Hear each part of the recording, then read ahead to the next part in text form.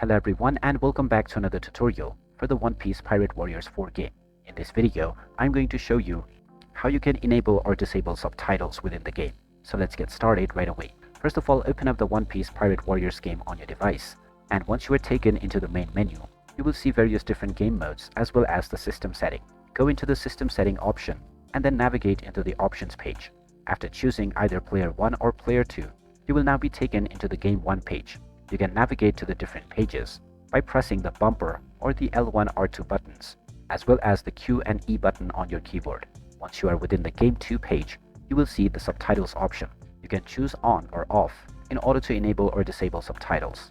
After choosing your desired option, navigate to the Finish Setup button and then press OK.